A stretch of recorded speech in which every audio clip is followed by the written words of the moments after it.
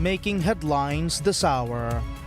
President Dr. Mohamed Muiz says that the changes introduced to government ministries are now producing positive results. President Dr. Mohamed Muiz says major housing projects are currently underway and more projects will be launched next year. And the government implements a sweeping overhaul of the compensation structure for the leaders of the women's development committees operating across the nation's cities and islands.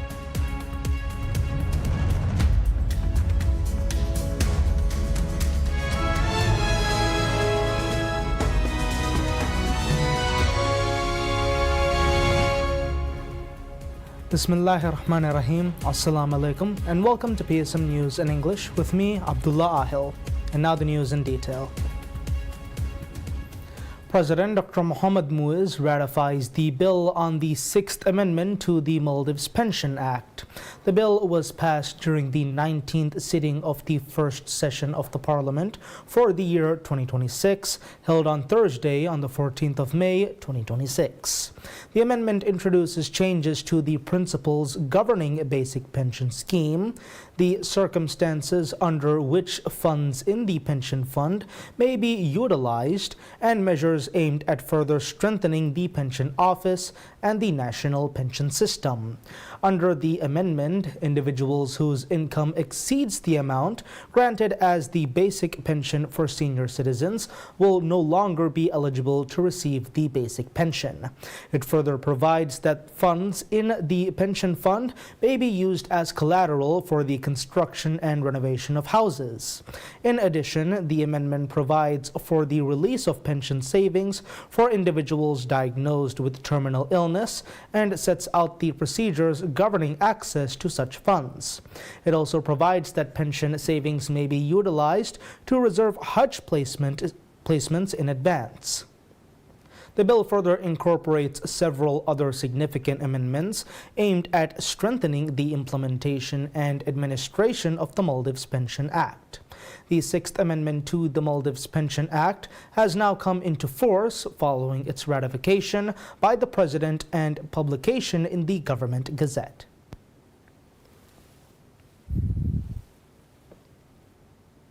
President Dr. Mohamed Muiz says that changes introduced to government ministries are now producing positive results. Speaking on PSM's Nation Chat program, President Muiz shared details of the government's ongoing efforts to strengthen and improve the efficiency of state administration. He said that the restructuring carried out within the cabinet was an important reform aimed at implementing government policies in a way that better serves the needs of the public. President Muiz stated that the results of the local council elections and public opinion surveys had shown that citizens wanted him to introduce changes. He added that if the implementation of policies was not proceeding effectively, he had the responsibility and ability to correct the situation. According to the president, the changes made to the ministries and the cabinet were based on that principle. Highlighting the outcomes of those decisions, President Muiz said that the reforms had already led to noticeable improvements and that further measures would continue to be taken to make government operations more efficient in the future. President Muiz also noted that recent efforts to improve the functioning of ministries had reduced response times for students studying abroad. He explained that while processing requests previously took an average of 4 weeks, it now takes around 4 days, and work is continuing to shorten that time frame even further. In addition to the cabinet reshuffle, the president said the government had also decided to reduce the number of political appointees working in ministries. He explained that this process would move forward following an operational review. President Muiz further stated that instructions had been issued to ensure ministries respond to the public more efficiently and effectively. President Dr. Mohamed Muiz announces that the Citizens Complaint Bureau will be operational by the 26th of July, marking a significant step toward enhancing government accountability and citizen services in the Maldives. The president made this announcement during his appearance on PSM News Nation Chat with the president, where he emphasized that establishing robust mechanisms for addressing public grievances remains a top priority for his administration. President Muiz stressed that his administration is working comprehensively to improve accountability across government institutions. Beyond the Complaints Bureau, he highlighted that enhancing responsiveness, government ministries' front offices, and ensuring phones are answered promptly are receiving equal priority. The president described the Citizens Complaints Bureau, which he initially announced in this year's presidential address, as the most important solution to systemic challenges in government responsiveness. The new bureau will leverage artificial intelligence and digital technology to revolutionize how citizen complaints are processed and resolved. According to the president, complaints submitted through the bureau will be managed through an advanced digital system that utilizes AI to efficiently obtain information from relevant authorities and provide swift responses to citizens. A 24-hour call center will complement these digital services, ensuring that citizens can report concerns at any time. The bureau will offer multiple channels for complaint submission, accommodating diverse citizen preferences. These channels include traditional letters, email, the Citizens Voice platform, the GEMS messaging platform, telephone, and social media. President Muiz explained that the Citizens Complaints Bureau's digital system would be integrated across government agencies to standardize how complaints are managed and responded to. Rather than each agency handling complaints independently, a single compliance management mechanism will govern all citizen grievances throughout the entire government. The Bureau will maintain oversight responsibility, monitoring how government agencies respond to complaints and holding them accountable for timely and appropriate action.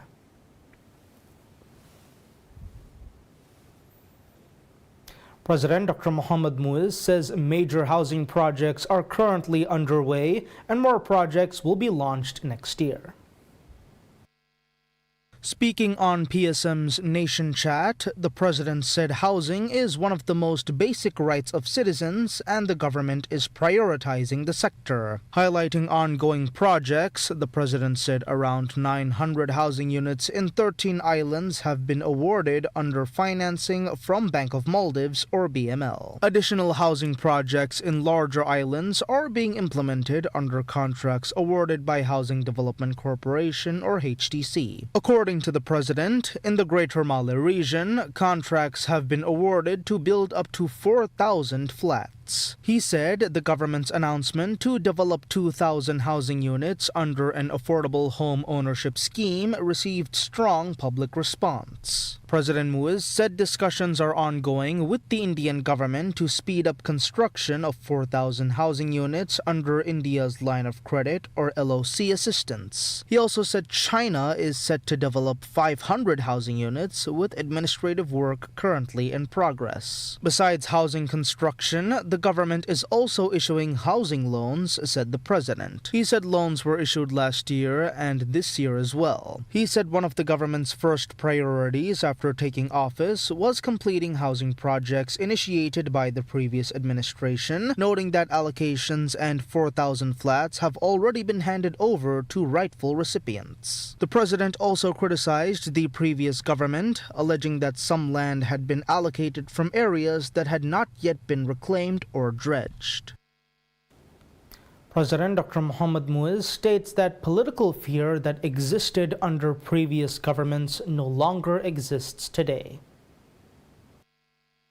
Speaking on PSM's Nation Chat, the president said political imprisonment, which he said was common in the past, has ended and people are now free to participate in politics. He said he aims to create an environment where there is political stability, adding that there have been no political prisoners under his administration to date. The president further said his government will not obstruct political activities, but such activities must be conducted within the framework of the Constitution and Islamic principles. He emphasized that everyone has freedom of expression, but it comes with limits that apply equally to all citizens. Noting that senior politicians have a responsibility to promote national stability, the president described the role of a responsible opposition as holding the government accountable while also supporting it when it benefits the country. He claimed there is currently no responsible opposition party and urged politicians to prioritize national interest over revenge to strengthen democracy.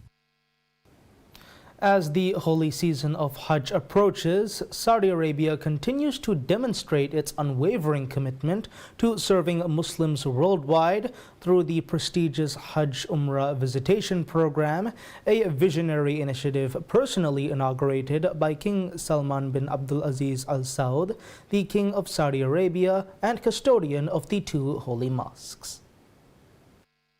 This exceptional program, operating under the direct supervision of the Ministry of Islamic Affairs, Dawah and Guidance of Saudi Arabia, represents one of the most significant religious and humanitarian efforts undertaken by any nation to facilitate spiritual fulfillment for Muslims across the globe. The program, which was first launched in 1997, through the generous patronage of the King of Saudi Arabia, has grown into a transformative spiritual movement that has enabled hundreds of thousands of Muslims to perform their sacred pilgrimage without any financial burden. For the current Hajj season, the Saudi government has once again extended this extraordinary gesture by covering all expenses for participants, from travel and accommodation to daily necessities and spiritual guidance. The selected pilgrims have already begun arriving in Makkah, marking the beginning of what promises to be a profoundly meaningful spiritual experience. Upon their arrival at Jeddah Airport,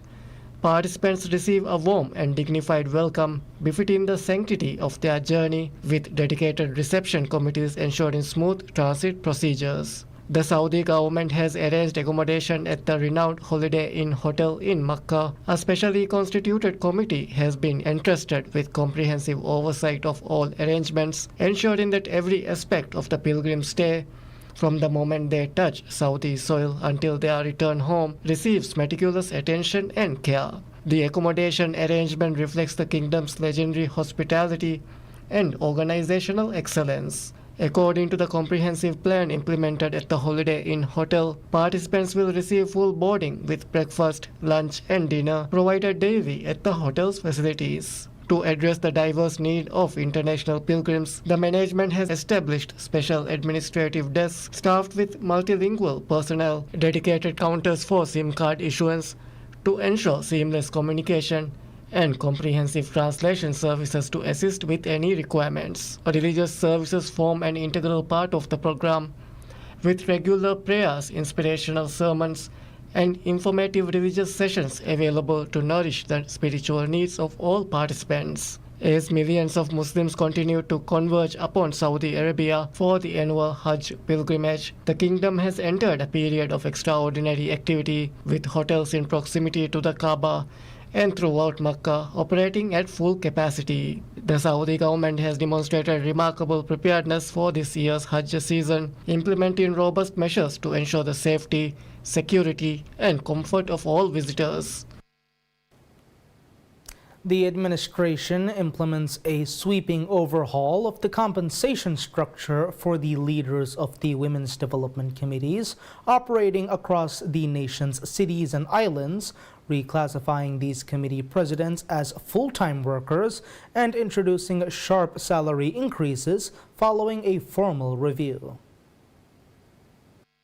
Elected to 5-year terms under the Decentralization Act, a committee dedicated to the advancement of women is established on every island. These bodies provide vital counsel to local councils regarding island development while advocating for community and women empowerment, though historically their low remuneration has remained a significant concern. Under the newly reviewed framework, the monthly salary for city committee presidents will surged to $2,141.76 inclusive of allowances, up from $454.61, while Island Committee presidents will see their monthly pay elevated to $1,362.53 from $389.22. Additional adjustments have been applied to subordinate roles within the organization. City Committee Vice Presidents will now earn $454.61, adjusted from $421.91, while Island Committee Vice Presidents will receive $389.22, up from $356.52. Monthly compensation for City Committee members has been raised to $389.22 from $324.83, and Island Committee members have seen an increase to $324.83 from $259.86. According to Muhammad Nimal, the Chief Executive Officer of the Local Government Authority, as local councils embark upon their fifth term, these salary adjustments mark a historic transformation for the Women's Development Committees. This development serves as a positive indication of appreciation for the work carried out by these women, Nimal said. Fulfilling the promises established by President Dr. Mohamed Muiz, the initiation of the Ramlan allowance alongside the salary hikes for committee presidents will act as an additional source of motivation, the Chief Executive Officer added. In advance of the annual budget presentation, two structural shifts were formalized to reinforce the institutional capacity of WDCs. The proportion of the local council budget allocated to these committees, previously set at 5%, has been doubled to 10%. The Ramlan allowance provided to committee members will now be financed directly through the broader council budget rather than being drawn from the committee's independent funds, policy adjustments enacted by the President with the explicit intention of further empowering the Women's Development Committees. The government records a notable increase in revenue during the current fiscal period, with total revenue and grants reaching $1.09 billion, reflecting a 12.2% increase compared to $966.4 million recorded during the same period last year. The Ministry of Finance and Public Enterprises announces the figures in its weekly fiscal development report, which provides an overview of the country's budgetary performance as of 14th May. Tax revenue continues to constitute the largest portion of government income, standing at $862.8 million, representing a substantial increase of 17.1% compared to the previous year. This surge in tax collection has been driven primarily by a remarkable 31.3% increase in corporate income tax receipts, which reached $175.1 million, representing an increase of $41.35 million from $129.7 million in the same period last year. The government has attributed this growth to improved compliance and enhanced enforcement measures implemented throughout the year. The tax revenue has enabled the government to record a budget surplus of $7.66 million, a total income marginally exceeded total expenditure during the period. Total expenditure comprising both recurrent and capital spending reached $1.08 billion, reflecting an increase of 22.4% compared to $882 million in the previous year. Recurrent expenditure rose by 21.6% to $953.3 million, while capital expenditure experienced a 28.8% increase to $129.7 million. Subsidy expenditure has emerged as a significant component of government spending, reaching $149.2 million, a dramatic increase of 77.8% from $84.3 million in the previous year.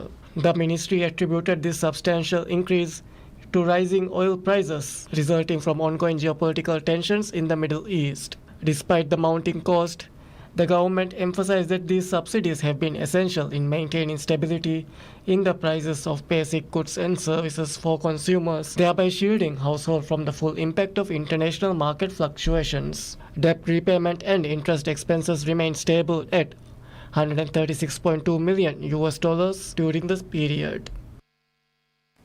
The Maldives Seafood Processors and Exporters Association, or MSPEA, announces in a recent statement that the United Kingdom's removal of tariffs on Maldivian tuna signifies a major advancement for the nation's fishing industry.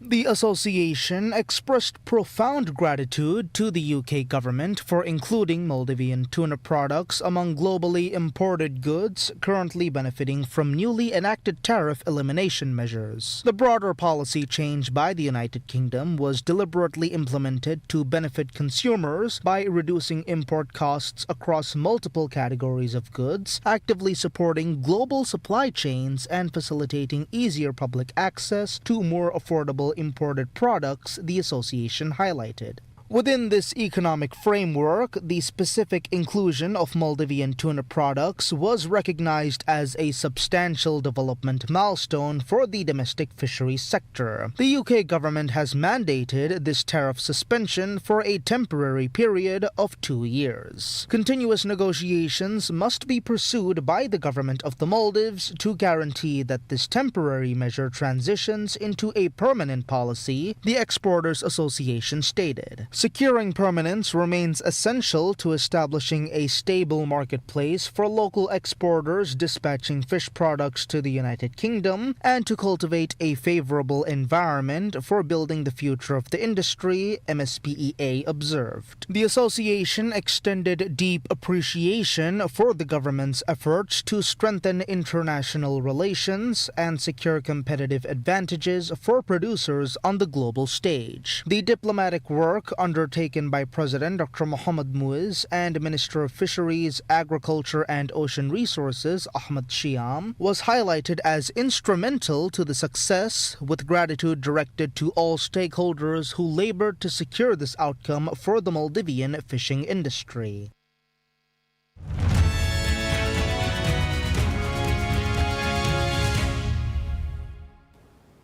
Insights into business. The Texas Attorney General's office sues WhatsApp and its parent company Meta Platforms Inc., alleging they misled consumers about the strength and scope of WhatsApp's encryption measures, which a Meta spokesman denied.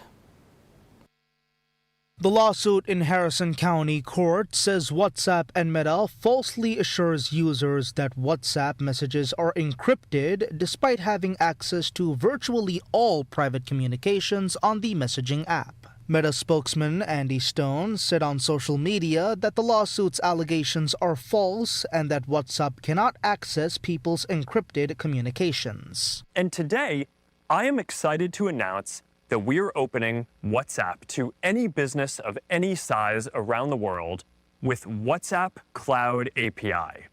In just a few minutes, any business or developer can easily access our service, build directly on top of WhatsApp to customize their experience and speed up their response time to customers by using our secure WhatsApp Cloud API hosted by Meta. The lawsuit seeks a court order barring Meta and WhatsApp from accessing Texans' WhatsApp messages without their consent, as well as monetary penalties. Texas lawsuit cites news reports about a federal investigation into claims that Meta had access to unencrypted WhatsApp messages and a whistleblower report to the U.S. Securities and Exchange Commission. The lawsuit was filed under the Texas Deceptive Trade Practices Act, the state's main consumer protection law. Paxton's office had filed a number of similar data privacy lawsuits against major companies, including Google, which agreed in May 2025 to pay $1.375 billion to settle claims that it violated users' data privacy.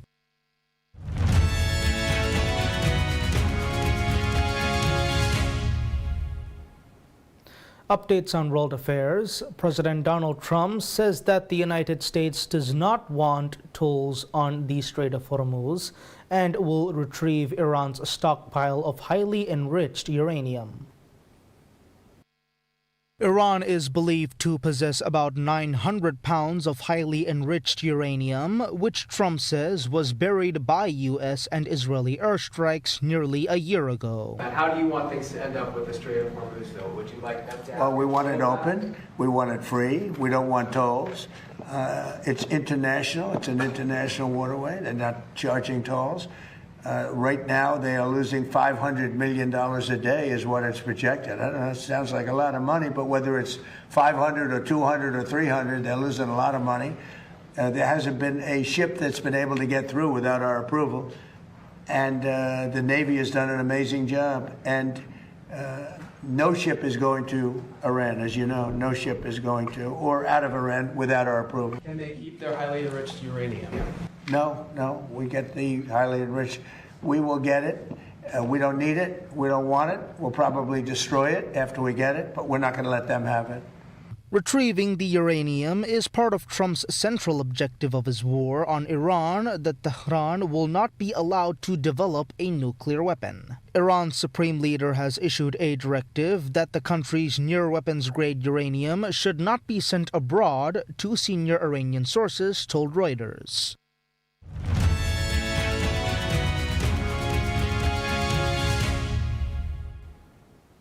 Moving on to sports, Cristiano Ronaldo scores a brace to help Al Nassr clinch the Saudi Pro League title with a commanding 4-1 victory over Damac on the final day of the season, with Sadio Mane and Kingsley Coman also on the score sheet for Jorge Jesus' side. The win saw Al Nassr finish on 86 points, two clear of rivals Al Hilal, who won 1-0 at Al Fayha but were left to settle for second place. The triumph marks Al Nassr's first league crown since 2019 and the first piece of major silverware for Ronaldo, who joined the team in late 2022. Al Nassr broke the deadlock in the 34th minute when Mane rose to meet a Joao Felix corner, powering a header past the keeper. The lead was extended in the 52nd minute when Coman weaved past the defense before unleashing a fierce left-footed strike from outside the area that found the bottom corner. Damac were handed a lifeline just before the hour mark when Morley Silla converted a penalty in the 58th minute, but any hopes of a comeback were quickly extinguished. Ronaldo restored the two-goal cushion 5 minutes later, curling a sublime free kick into the net to make it 3-1. The Portuguese superstar put the result beyond doubt in the 81st minute. He pounced on a loose ball after the Damac defense failed to clear a cross, smashing a powerful shot into the top corner to seal the victory and the championship. And that's all the news we have for today. We'll be back with any further updates. Until then, I'm Abdullah Ahil from PSM News.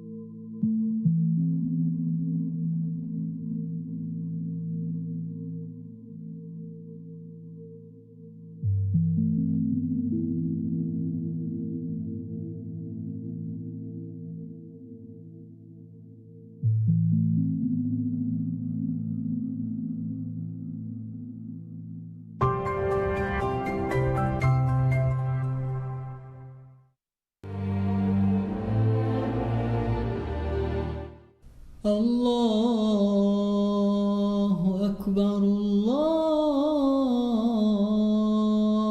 أكبر الله أكبر الله أكبر أشهد أن لا إله إلا الله أشهد أن لا إله إلا الله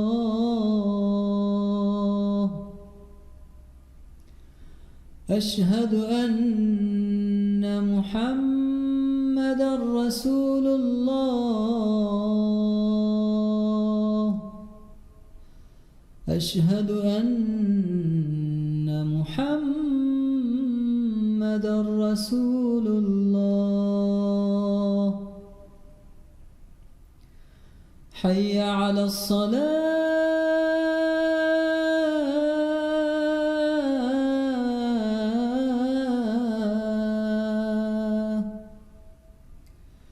حي على الصلاة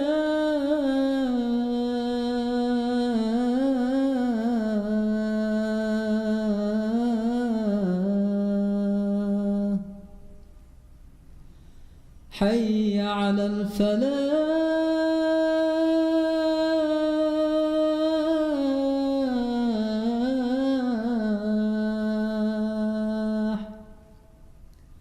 حي على الفلاح